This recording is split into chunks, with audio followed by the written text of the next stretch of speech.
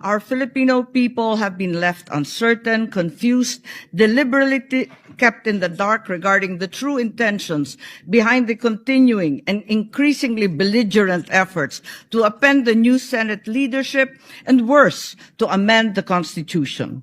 The Filipino people deserve clarity. The Filipino people deserve honesty, and above all, the Filipino people deserve at least the truth. Madam President, today I will not rely solely on my own words. I will present before this chamber a short video containing documentation, footage, and statements directly connected to the ongoing efforts toward term extension and charter change. With your permission, therefore, may we now direct the technical team to play the video presentation. Bakit nagpalit ng liderato sa Senado? May I be allowed to humbly move to declare all seats vacant, Mr. President? With 13 affirmative votes, 10 negative votes, and 1 abstention, the positions in all the positions in the Senate is hereby declared vacant. Bakit ito nilusog?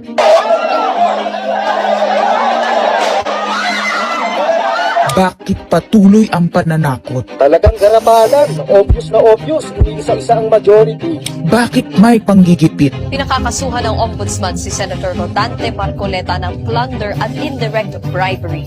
Bakit may pambabaluktot ng kwento? Nililito nila ang publiko. Ang kainan ay naganap alas 4 ng hapon. Ang barilan alas 7. Nagmamalaki nilang may nangangamusta. Si Camille Villar ang unang nag-update. Saka sila nagsi-reply. Last convo, 4 p.m. Next chat, 10 p.m. Bakit may demolition job? Bakit may pait? Bakit hindi matanggap? Napakaraming bakit. At narito ang mga sagot. Pero bago ang katotohanan, wasakin muna natin ang kasinungalingan. I, Alan Peter Schramm Cayetano, having been elected to the position of Senate President, Hindi nagpalit ng liderato para sa impeachment. Hindi totoo ang pinapakalat ng mga nabulaga. Ito this time, medyo nagkabulagan. Ang impeachment ay labanan ng numero. Hindi ang mga Duterte aligned ang dapat mangamba, kundi ang mga sa umpisa pa lang ay may hatol na. Ang sinasabi, sir, ng ibang mga kritiko, itong Senate leadership shake-up ay tungkol lang daw sa impeachment. Lahat na i-connect. As I told you, may 12 kami. Si Bato is 13. So kahit nawala naman siya, ang pinag-uusapan dito is whether or not you will be able to get 16 votes. Hindi siya ang pagmumulan ng 16 votes. Wala siya doon eh. 12 kami. Bakit kami magkuku? May 12 na kami kung ang pinag-uusapan lang natin ay impeachment. Actually, 9 lang ang kailangan para ma-dismiss. Yes, 12 kami.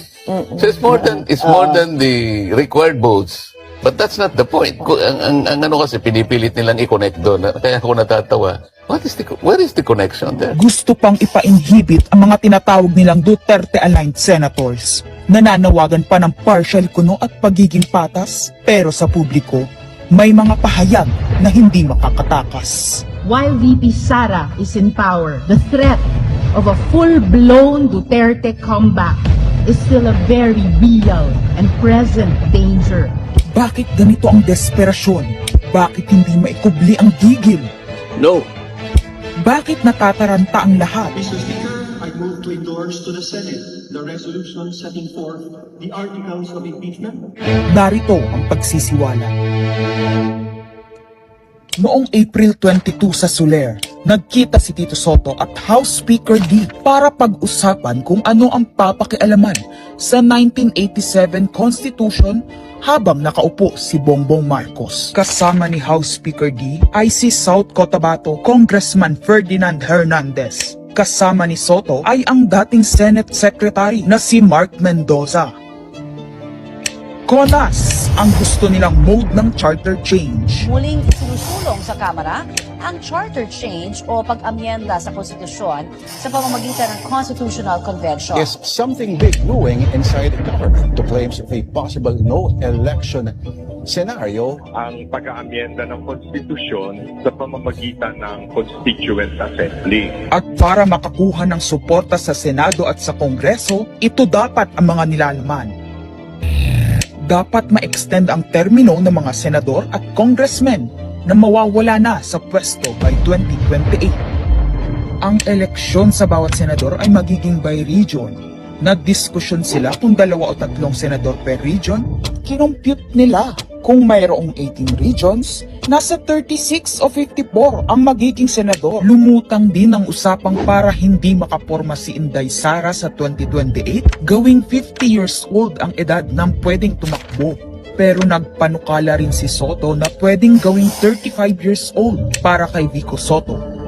Dahil ipagmamayabang niyang kayang talunin ito si Inday Sara. Meron ako idadagdag maganda, Vicky.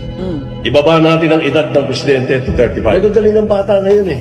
Magagaling eh. Ibigay na natin sa mga kabataan na patakbo nitong bansa. Baka puro matino pa mailagay natin. Baka sabihin nila, Senator Soto, this is to siguro allow your nephew, ba, si Vico, na tumakbo. Sabi ko na Maging qualify. Sila ng ganun eh. Sabi ko na mag-iisip sila ng ganun. Hindi ko naisip si Vico Rooney. Ang impormasyong ito ay mula mismo sa kasama sa meeting. Kasama din nila ay isang congressman, isang gobernador, isang retired military officer, isang dating may mataas na katungkulan, at 5 mula sa private at business sector. Kaya ba binaliwala ang panawagan ng taong bayan? Kaya ba binaliwala ang paalala ng Iglesia ni Cristo? Hindi po nagbabago ang bilin ng Iglesia ni Cristo, Nelson, na ang Iglesia ni Cristo po ay tutol sa impeachment. Kaya ba nagtatapang-tapangan ang mga umaastang bida sa ginagawa nilang tunay na drama? Kaya ba nila sinasabing hindi sila natatakot sa eleksyon ay dahil alam nilang walang eleksyon na magaganap? Hindi po kami natatakot sa susunod na eleksyon. At ang boto sa impeachment ay refleksyon ng boto sa pagsira sa 1987 Constitution. Pabor ang karamihan sa mga pagbabago sa saligang batas, lalo na sa usaping ekonomiya. Ngunit kung papakialaman ng iilan ang konstitusyon para maghari-harian at para sa pansariling kapakinabangan, makapwesto ng matagal o mailuklok ang kamag-anak, humanda kayo sa galit ng bayan. Ang pagpapalit ng liderato sa Senado ay hindi kakaiba. Ito ay nakabase sa prioridad at gusto ng mga senador. Bumabahana ng ebidensya laban kina Bongbong Marcos, Liza Marcos, Sandro Marcos at Marvin Romualdez. Kailangan ng may bayag sa Blue Ribbon Committee. Ipinangako na sa mga korap na mambabatas ang perang malilikom sa 2027. 2028 national budget dapat pigilan. 2028, alam natin that's the election budget. And it was assured to the congressmen this will also be the CONAS budget.